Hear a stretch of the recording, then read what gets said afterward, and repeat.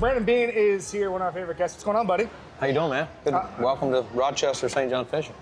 I like it.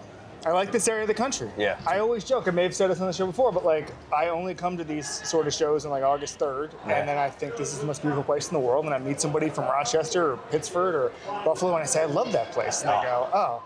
It's a treasure. It's a treasure of a town, of an area, and it's perfect. It's far enough away to kind of get away, but not crazy far when we need to get back. All right, let's start here.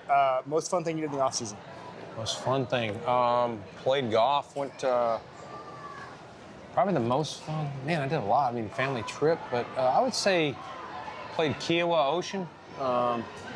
Played with Shane Beamer, head coach of South Carolina, and then the Hall brothers. You know, Hall's Steakhouse down in Charleston, Greenville, Nashville. So we do a running match every year. Me and Shane versus those two. I like that. Yeah, we took the trophy back. You won? We took the trophy back. That's all that matters. Yeah, we that's owed all that matters. They got us last year. I was in Baltimore the other day, and I was talking to John Harbaugh, and he was talking about how much it upsets him, the Super Bowl or bust narrative, because, first of all, you start worrying about January too much. Yeah. You don't focus on August 3rd. But also, like, the bust part of it. What are we going to do? We're going to die? Yeah. You know?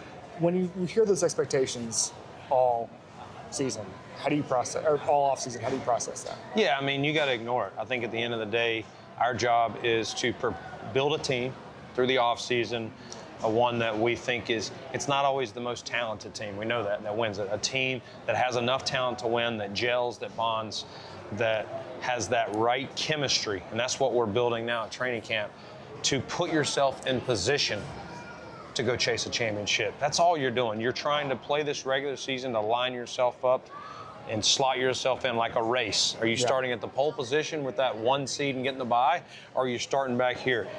You got to get a ticket before you can worry about winning the lottery, so to speak. And so control what you can control.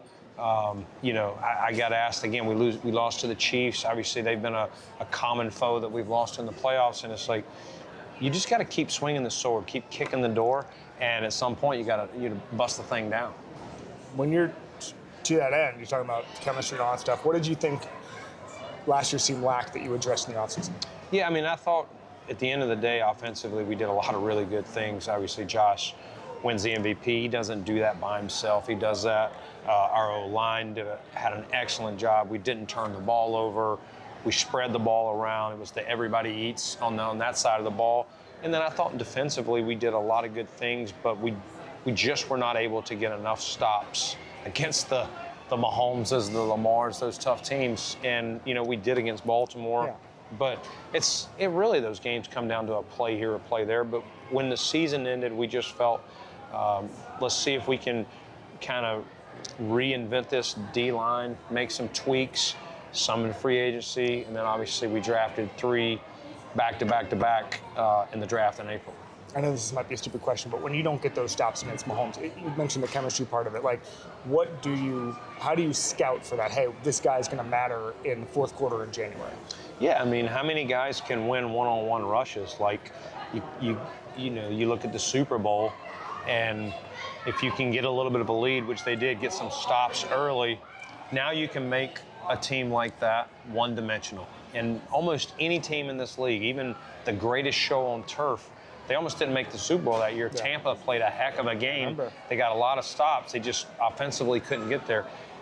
If you can do that and rattle them, that gives yourself a chance. And so it may just be Kevin just getting one more stop in one of these games could be the difference in advancing to the big one. Not that you wouldn't try to retool the D-line to begin with, but it sounds like you were inspired a little bit by what the Eagles were able to do just with that front seven. I think it was like 25 pressures or whatever with 0 blitzes. I mean, that was a dominant performance. I think they reinforced it, but whether that game happened or not, like, since Sean and I have been here and we go back to our days in Carolina, like, we believe in, obviously you got to have a franchise quarterback. We had Cam in there. And then you got to have a good O-line and a good D-line, which is the formula we both believe in. And whether that game happened or not, we were doing it, but it does reinforce what we're trying to do. Last thing for you. You obviously was listening to Matt Parano's podcast the other day where you're talking about why you called in, did the whole Oh. thing with the wide receiver narrative and all that stuff. Great podcast, by the way. Boyko and I were talking about it earlier. But if you could wave a wand and have every football fan in the country understand something about the Buffalo Bills as they're currently constructed, what would it be? Well, one thing would be just like you don't have to have a quote unquote to feed off your question, number one receiver. Like we believe that you have to have as many weapons that give you the versatility to do things, whether it's a James Cook out of the backfield, whether it's a Khalil Shakir, a Dawson Knox, a Dalton Kincaid, a Ray Davis, even a Ty Johnson. We believe in the 11 on the field, not just on third down, the ball's going to one guy or two guys. That's the formula that we've built, and we saw it succeed last year. Obviously, we got to back it up and do it again this year. Thank you, Brandon. Appreciate you, Kevin. Good to see you, buddy. Good to see you.